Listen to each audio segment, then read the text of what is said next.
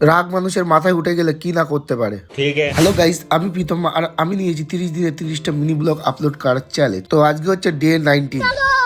আজ সকালবেলা জানলা খুলে দেখি প্রচন্ড হাওয়া হচ্ছে বাইরে। ঠান্ডা ছিল কম, তবু হাওয়ার জন্য ঠান্ডা লাগছিল বেশি। এই রিং লাইটটা দেখছো, এটা কিনেছিলাম 3700 টাকাতে অনেকদিন আগে। বিনা যত্নে ধুলো পড়ে গেছে, কারণ ভিডিও করা হয় না ঘরের ভেতরে সেইভাবে। তাই ঝটপট করে রেডি হয়ে দিলাম, কারণ যাব আমি দোকানে। তারপর দেখি মা এখানে পিঠে পুলি দিয়েছে আর এখানে চা দিয়েছিল খাওয়ার জন্য। তাই সাটাসাট দেরি না করে চাটা গরম গরম খেয়ে নিলাম। তারপর বেরিয়ে পড়েছি দোকান যাব বলে। দোকান খোলার পর এক কাস্টমার বললো বাড়িতে মোটর এনেছি, তার জন্য তার ফিট করে দিয়ে আসতে হবে। তাই তার আর যন্ত্রপাতি নিয়ে বেরিয়ে পড়লাম সেই কাস্টমারের বাড়ির দিকে। এসে দেখি মোটর লাগানো হয়ে গেছে, শুধু তার লাগানো বাকি। ওই জন্য নতুন বান্ডেলটা কেটে নিলাম, তারপর তারটা মেপে নিলাম এবং টাঙিয়ে নিলাম। এবার মোটরের সাথে তারটা কানেকশন করে দেওয়ার পালা, ব্যাস কাজ কমপ্লিট। তারপর কাস্টমার এই ফোনটা নিয়ে এসে আমার কাছে শুধু মাদার বোর্ডটা দিয়েছে, আর মিডিল হাড্ডিটা ভাঙা, সবই ভাঙা। ডিসপ্লে ব্যাটারি সবই নতুন লাগাতে হচ্ছে। তো ভাই বলবো, রাগ করলে নিজের উপরে করো, না খেয়ে এক বেলাও থেকো না, আর এইভাবে ফোন ভেঙো না।